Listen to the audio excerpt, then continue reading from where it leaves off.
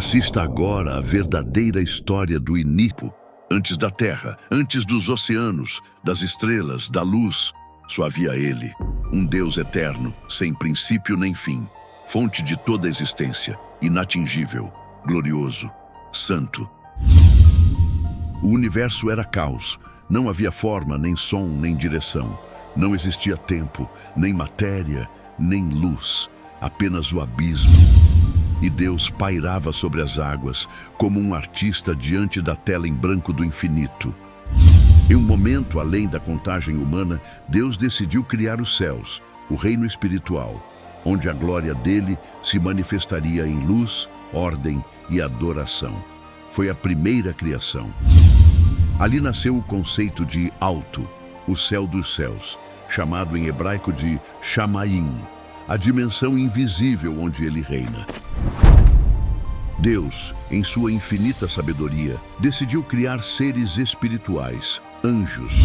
Esses anjos viriam para servir, adorar e viver na glória da presença de Deus.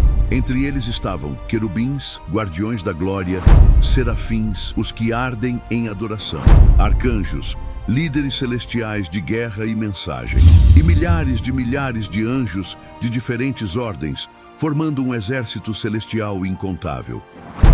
Começava então um tempo de glória absoluta, onde o trono de Deus era cercado por miríades de anjos, cada um criado com uma função, uma beleza, uma glória refletida.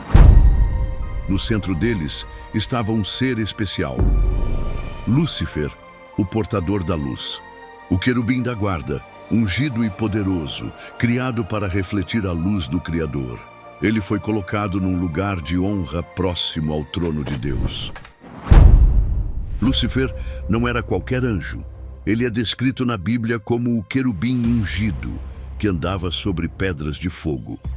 Ele era o mais belo de todos os seres celestiais, coberto de pedras preciosas, com música fluindo do seu próprio ser. Ele estava no Éden celestial, no topo da hierarquia angelical. Até que o seu coração se encheu de orgulho e de arrogância. Seu brilho virou soberba e sua sabedoria foi corrompida. Ele queria ser adorado, não apenas adorar. Algo começou a brotar em seu coração. Orgulho, ciúmes, desejo, ambição. Como um anjo de Deus, nascido para adorar, poderia ter esses sentimentos? Lúcifer foi além. Ele não aceitaria ser espectador dos planos de Deus. Ele queria subir ao trono, questionava o dever de servir a Deus. Ele queria governar. Mas esse incômodo se tornou insatisfação, e a insatisfação gerou revolta. Lúcifer começou a questionar o plano divino e a seduzir outros anjos. Suas palavras tinham poder. Eram palavras bonitas que apelavam para a liberdade. Uma terça parte dos anjos acreditou e passou a segui-lo, não apenas por rebeldia, mas por orgulho, por não entender os caminhos de Deus. Então uma guerra espiritual eclodiu. E esse conflito claramente não era físico, era ideológico. Os seguidores de Lúcifer se armavam com escudos, feitos de vento flamejante e lanças forjadas do brilho das estrelas. O mal se rebelou. Era a ira do mal contra os desígnios de Deus. Foi então que uma voz trovejante ecoou pelos céus com um grito de "Basta!" E dos portões da eternidade surgiu o príncipe guerreiro, Miguel, o comandante dos exércitos de Deus, o anjo criado para ser o guardião da justiça. Enquanto os anjos adoravam em silêncio, Miguel preparava-se para a guerra. Enquanto os anjos mensageiros descem com recados, Miguel desce com espada. Ele representa o juízo. Ele não era apenas um adorador, era um protetor, uma espada viva da vontade divina, capaz de enfrentar os que agora eram traidores de Deus. No livro do Apocalipse está registrado: houve então guerra no céu. Miguel e seus anjos batalhavam contra o dragão. Miguel e os anjos fiéis marcharam como relâmpagos.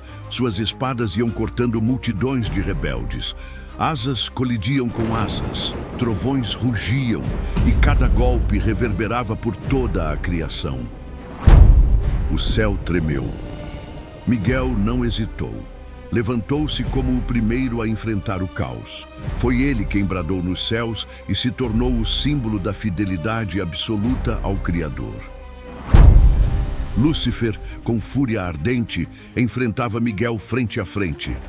Eles lutaram em círculos de energia pura, como se o tempo parasse para assistir. O embate entre luz corrompida e luz justa incendiava galáxias. O chão do céu foi manchado com raios de fogo e cânticos de guerra. Anjos caíam em lágrimas ou em chamas. Os céus se dividiam entre gritos de glória e uivos de perdição. No ápice da batalha, Miguel ergueu sua espada com autoridade. Era uma espada sagrada dada pelo próprio Deus. A lâmina brilhou como o dia da criação e então, silêncio. As estrelas pareceram cair, a terra tremeu, o abismo se abriu. E com um único golpe, Lúcifer foi lançado para fora do reino celestial. Foi o primeiro grande exílio da criação. E o anjo querubim mais belo e poderoso tornou-se o mais amaldiçoado. Lúcifer perdeu. Foi expulso do céu, lançado fora da dimensão gloriosa, mas ele não caiu no inferno. Ainda não. Ele foi atirado às regiões celestiais inferiores, ao plano terreno. Ele agora vagueia pela terra como um leão que ruge, buscando a quem devorar. E ali ele esperaria a criação do homem. O plano de redenção da humanidade estava apenas começando. Após a rebelião nos céus, Miguel permaneceu firme, como o comandante supremo dos anjos fiéis. Tornou-se o defensor do reino eterno, o guerreiro da luz, o intercessor silencioso nas guerras espirituais que se desenrolavam entre o visível e o invisível. Mas sua missão estava longe de terminar. Ele ainda protagonizaria outras batalhas que mudariam para sempre o destino da humanidade. Com a queda do mal, o céu brilhou novamente em sua glória.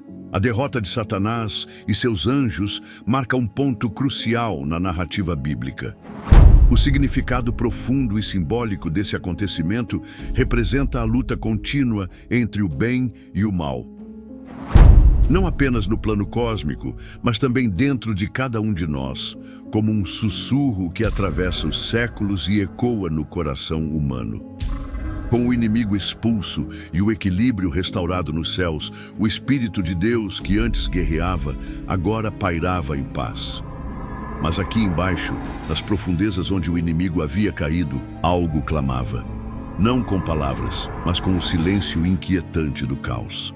A terra era sem forma e vazia. A escuridão cobria o abismo. Tudo era silêncio. Tudo era caos.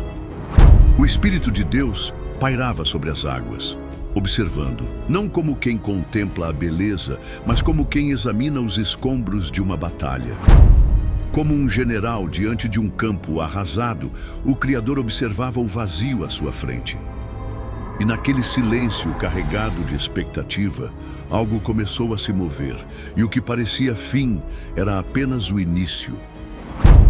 Deus esperava o momento exato, o sopro perfeito, a palavra que faria tudo nascer. E então, numa explosão de glória e amor, ele decidiu agir.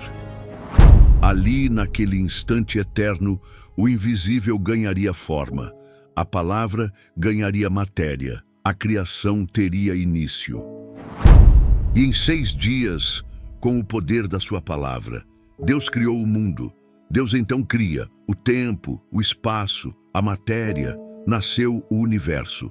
A criação respirava, e Deus viu que era bom. O mundo já pulsava, mas a criação mais especial de todas ainda estaria por vir. Deus havia guardado algo único, algo que carregaria sua própria imagem. Era o auge da criação e da prova do amor divino. e do pó da terra, Deus formou o homem, soprou em suas narinas o fôlego de vida, fez dele a sua imagem e semelhança, e o homem se tornou alma vivente. Deus fez um homem único na criação e com um propósito especial. Então a criação estava completa. Nascia ali Adão, o primeiro ser humano da história. Diferente dos anjos, Adão foi moldado com corpo, alma e propósito. Era terreno, mas carregava o sopro do divino. Tinha liberdade, o poder de escolher, de criar, de trabalhar, de amar e também de errar. Com ele, Deus inaugurava uma nova linhagem, a humanidade. Um herdeiro da criação feito à imagem do Criador, capaz de transformar o mundo com suas escolhas. Mas o plano ainda não estava completo. Para que a vida florescesse e a história continuasse através das gerações, era necessário algo mais, algo essencial, uma companheira, uma extensão viva do próprio homem, uma mulher. Então, enquanto Adão dormia, Deus tirou uma de suas costelas e criou Eva, a primeira mulher da história. Eva não veio do pó como Adão, mas foi criada com o mesmo amor divino. E ao lado de Adão simbolizava união, parceria e igualdade. Ali nascia não apenas um casal, mas a instituição do casamento, da família e da aliança entre Deus e o homem. Ambos andavam nus e não se envergonhavam, pois havia pureza e plenitude. Deus preparou para eles um lar especial, o Jardim do Éden. Uma porção da terra perfeita, cheia de rios, árvores frutíferas, beleza indescritível e acesso direto à presença de Deus. E Deus os abençoou para que frutificassem, multiplicassem e dominassem a terra. O Éden não era apenas um jardim, era um templo vivo, onde Deus habitava com o homem. O livro de Gênesis 2:15 relata que Adão foi colocado ali para cultivar e guardar. Ele tinha um papel ativo, era um administrador da criação, um jardineiro sagrado. Eva foi criada como companheira e auxiliadora, ambos trabalhando em harmonia com a natureza e entre si. No centro do jardim, duas árvores se ergueram como pilares de um mistério divino, a árvore da vida e a árvore do conhecimento do bem e do mal. Essas duas árvores eram mais do que plantas. Eram limites sagrados, fronteiras entre a confiança e a transgressão. Deus visitava o jardim ao entardecer. Era um elo sagrado entre o céu e a terra. Tudo era perfeito. Um jardim sem dor. Um casal sem culpa. Era um mundo sem pecado. O plano divino estava completo. A criação era perfeita. E Deus viu que tudo era muito bom. E assim, no sétimo dia, ele descansou, não por cansaço, mas para contemplar. Tudo era bom, tudo era perfeito, mas essa perfeição estava prestes a ser desafiada. Aquele que caiu do céu, aquele cujo orgulho havia incendiado os céus, agora em forma de serpente, rastejava em silêncio no jardim do Éden. Satanás, o inimigo da criação. Ele observava entre as folhas silenciosas do jardim, aguardando o momento certo para enganar e corromper os planos divinos. No jardim do Éden, Eva caminhava, inocente, curiosa, isolada, e o mal se aproximou. Não com violência, mas com dúvida. Não com gritos, mas com sutileza. Uma mentira disfarçada de verdade. A mesma que um dia incendiou os céus, agora sussurrava na terra. Foi o suficiente. O olhar de Eva se prendeu ao fruto. Era belo, era desejável, era tentador. E então, ela comeu do fruto. E ao seu lado, Adão estendeu a mão e comeu também. E naquele instante, a luz se apagou por dentro. O que era pureza virou vergonha. O que era liberdade virou medo. O que era vida agora era morte. O som dos passos de Deus, antes doce e esperado, agora causava pavor. O homem se escondeu, o paraíso tremeu. O juízo veio como vento cortante. A serpente foi condenada à humilhação, a mulher à dor e à luta pela vida, o homem ao suor e à dureza da terra. E o chão, antes fértil, agora produziria espinhos. Com lágrimas e decepção, Deus expulsou o casal do Éden, e à porta do jardim colocou um querubim com uma espada flamejante para que nunca mais entrassem. A promessa: do ventre da mulher viria aquele que esmagaria a cabeça da serpente. O mal não teria a última palavra. A redenção estava escrita no sangue do futuro. O caminho da eternidade havia sido fechado. O paraíso havia caído.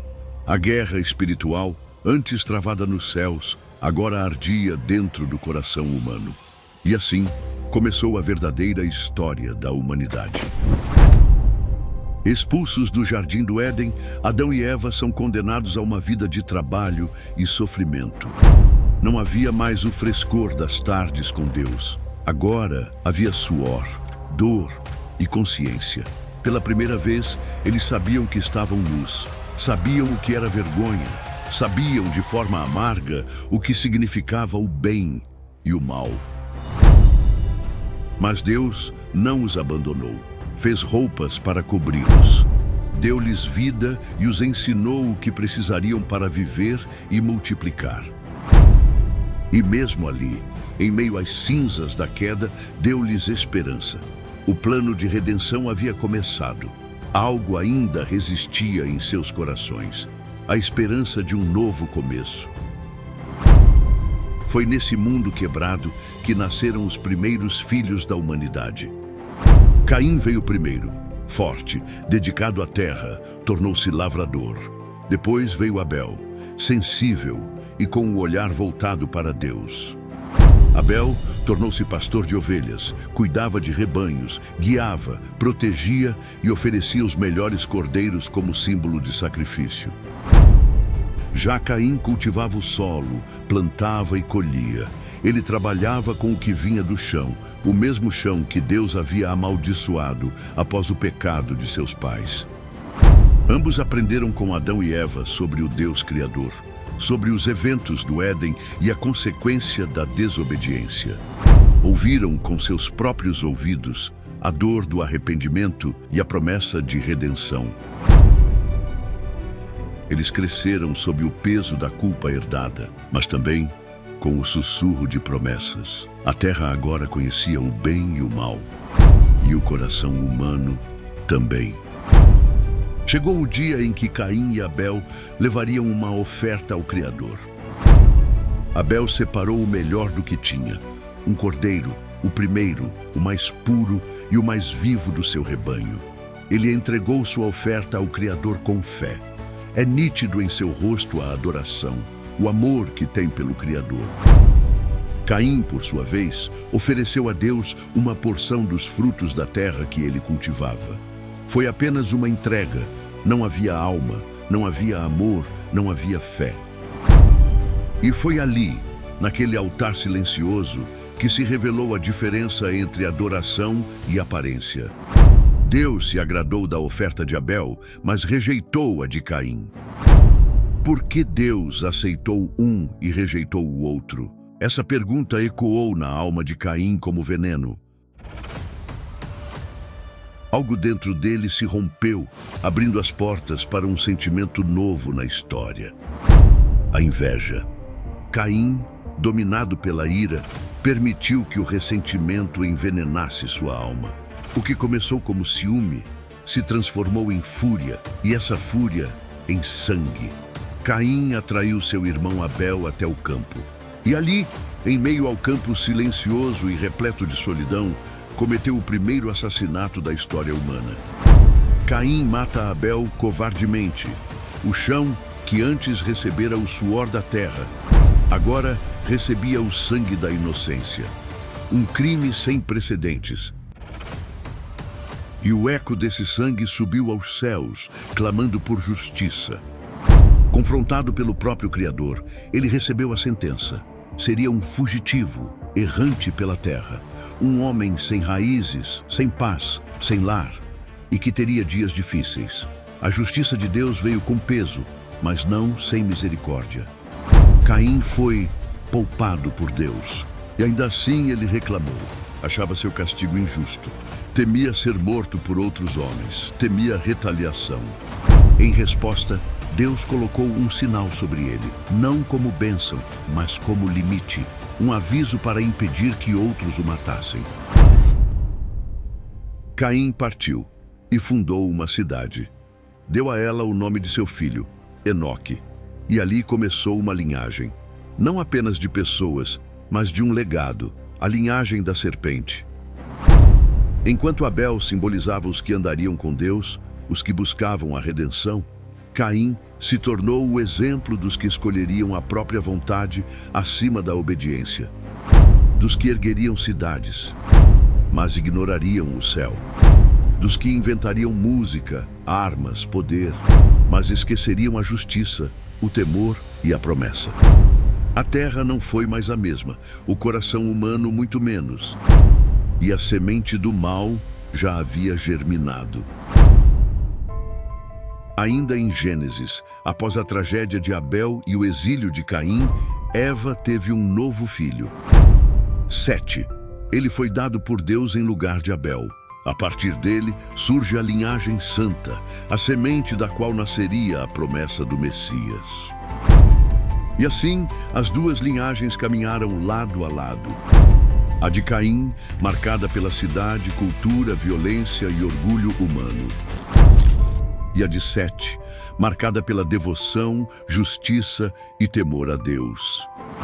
A descendência de Caim floresceu, sombria, inquieta, rebelde.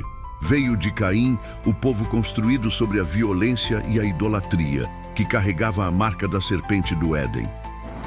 Essa descendência da serpente se espalhou pela terra, contaminando o coração dos homens com desejo, orgulho e desobediência. Uma linhagem maldita caminhava entre os justos, mas poucos podiam ver. Com o tempo, essas linhagens se espalharam e se misturaram. Enquanto a linhagem da serpente se espalhava pela terra, algo ainda mais sombrio descia dos céus. Enquanto os homens se multiplicavam, outros seres observavam do alto. Seres antigos, celestiais, os vigilantes, anjos que receberam uma missão, mas quebraram a fronteira entre o céu e a terra. E o que fizeram? Mudaria para sempre o destino da humanidade. Uma nova corrupção surgiria. Gigantes nasceriam, a maldade se espalharia como um vírus. E a terra gemeria. O mundo estava corrompido demais, mergulhado em violência e perversidade. Deus olhou para a terra e viu que não havia mais pureza, exceto em um único homem. Um homem justo, íntegro em sua geração, que caminhava com Deus em meio ao caos. Noé. Foi a ele que o Senhor confiou um plano grandioso, não para destruir, mas para salvar o que restava de verdadeiro. Uma arca seria construída, um refúgio contra as águas do juízo, mas também o ventre de um novo começo. E assim, enquanto os homens zombavam, Noé trabalhou em silêncio, guiado pela promessa de uma nova aliança. O destino da humanidade estaria em suas mãos. Mas o que havia por trás dessa escolha divina? Por que Noé foi o escolhido e o que realmente aconteceu nos dias do dilúvio? No próximo vídeo, vamos revelar os segredos da arca e o impacto desse acontecimento para o futuro da Terra. A linhagem de Adão, então, nos ensina muito mais que uma genealogia. É uma linha de fé, de luta, de redenção e esperança. A história da criação, portanto, não é apenas um relato sobre como tudo começou, mas também um convite para refletirmos sobre as nossas origens, o nosso lugar no mundo, a nossa relação com Deus e a nossa responsabilidade para com a criação. Se você quer conhecer a evolução dessa história, siga o nosso canal e ative as notificações. Você sente que sua luta é maior do que você pode ver? Que algo tenta te sabotar, te fazer desistir, te afastar de Deus? Porque essa guerra não acabou. Ela está em curso.